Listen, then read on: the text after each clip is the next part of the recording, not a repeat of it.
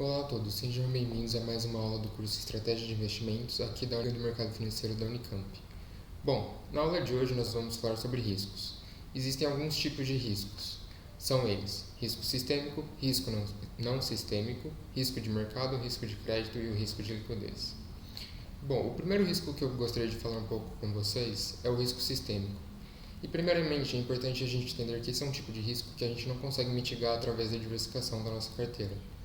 Ou seja, esse é um risco que ele é relacionado a fatores macroeconômicos, seja, por exemplo, uma recessão, uma crise econômica, ou também indicadores como a inflação e alterações na taxa de juros.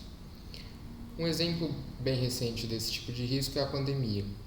Durante esse período, a gente passou por bastante instabilidade nos ativos e na economia, e isso fez com que os ativos no mundo inteiro fossem afetados como um todo. Claro que não de forma igual, porém todos foram afetados sim negativamente. Outro exemplo disso é a crise do subprime, lá em 2008, na qual a gente passou por uma bolha imobiliária, muitos bancos quebraram e muitas empresas foram afetadas. Ou também a crise do petróleo na década de 70, e também a Segunda Guerra Mundial e a Primeira Guerra Mundial. Esse é um tipo de risco que ele acaba afetando o mundo como um todo, e não necessariamente a gente consegue se proteger disso, e mesmo diversificando entre diversos setores, diversificando geograficamente e por moedas, acaba que a gente é impactado, assim como todas as outras pessoas são. Bom, o próximo tipo de risco é o risco não sistêmico. Esse já vai na linha contrária do risco sistêmico. Esse é um risco que ele é específico, seja de uma empresa ou de um setor, e ele pode sim ser mitigado através da diversificação. Eu trouxe aqui alguns exemplos para vocês. O primeiro deles é a Vale. Bom, a gente sabe que a Vale passou pelo caso de Brumadinho e de Mariana, e isso afetou tanto a confiabilidade da empresa, quanto também o resultado da empresa. E, bom, após ela passar por diversos processos jurídicos, ela tem conseguido retomar aquilo que era a sua operação desde antes dos acidentes. E, bom, outro exemplo aqui que eu trouxe é a Evergrande da China. Não sei se vocês sabem, mas alguns anos atrás a China passou por uma grande crise imobiliária, também causada por uma bolha no setor imobiliário, na qual muitas construtoras e empreiteiras acabaram passando por certa dificuldade devido a uma desaceleração do crescimento econômico chinês. Isso, por outro lado, isso consequentemente levou a uma crise no setor imobiliário. E, bom, como que uma crise lá no setor imobiliário da China acaba impactando a gente aqui do Brasil?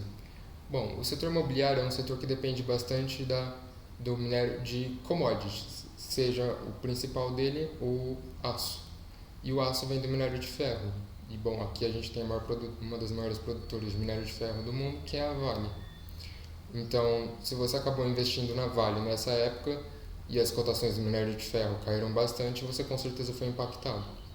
E toda vez que a China lança novos estímulos econômicos, isso acaba impactando também as cotações do minério de ferro e também de outras commodities, já que ela é a maior consumidora de minério de ferro no mundo e também a maior produtora de minério de ferro. Então, as variações econômicas na China vão acabar afetando empresas aqui do Brasil, visto que a gente é um dos países maiores exportadores de commodities do mundo. O próximo tipo de risco é o risco de mercado, e justamente ele complementa aquilo que eu estava falando. Assim como a Vale, as cotações da Vale são atreladas ao minério de ferro, ou seja, quando o minério de ferro sobe, as cotações da Vale também tendem a subir e elas tendem a seguir em linha com a cotação do minério de ferro, outras commodities também seguem assim. Um exemplo é o petróleo. Bom, quando o petróleo sobe, a gente sabe que o preço da gasolina sobe. E se o preço da gasolina sobe, isso acaba impactando todos os outros setores da economia, visto que a gasolina é um fator básico que movimenta a economia. Não tem como você fretar e levar produtos de um lugar para outro sem gasolina. Então, quando o petróleo sobe, isso acaba gerando problemas no mundo inteiro. O risco de mercado é justamente através dessa correlação. E as flutuações do mercado que estão atreladas à volatilidade dos preços dos ativos, sejam ações, câmbio, taxa de juros e commodities.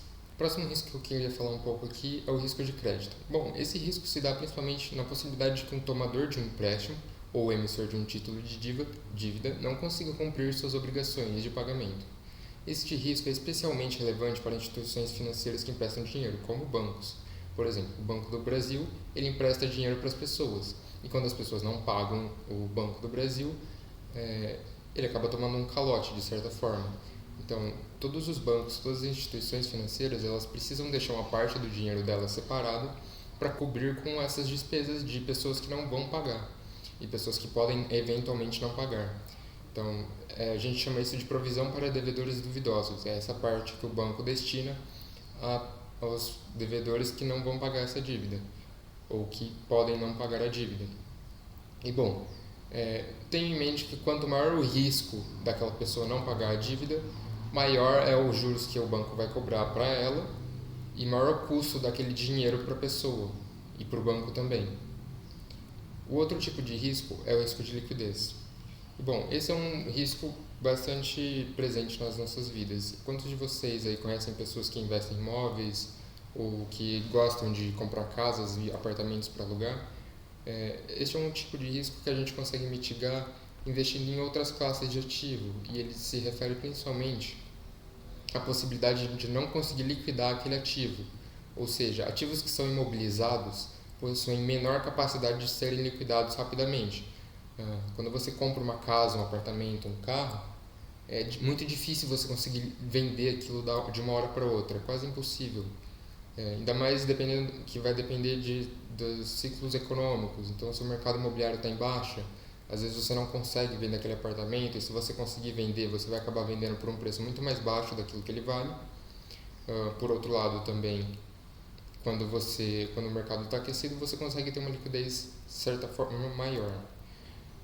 E bom, agora que você entendeu um pouco sobre os riscos, é sempre importante nós lembrarmos de tomar as nossas decisões sempre de forma racional e técnica. Por isso, nós precisamos entender qual o ciclo do mercado nós estamos passando atualmente, entendendo o momento atual e sempre se mantendo antenado às notícias e também controlando nossas emoções, para que a gente consiga fugir do efeito manada e a gente não acabe caindo em pessoas que falam: compra esse ativo porque esse ativo está subindo muito e está disparando, e você acaba comprando e você acaba se ferrando porque você comprou no momento errado. Então, tente sempre não comprar no momento, e sim estudar aquilo que você está investindo, e quanto mais conhecimento você tem sobre aquele ativo que você está investindo, mais seguro é e mais você vai conseguir mitigar os riscos. Bom, e é assim que a gente consegue se blindar das variações de mercado, principalmente fugindo do efeito manada, definindo nosso perfil de risco, investindo com objetivos, como eu já havia mencionado anteriormente, e principalmente estudando sobre aquilo que a gente está investindo. Obrigado pela atenção, espero que tenham gostado da aula de hoje e vejo vocês na próxima.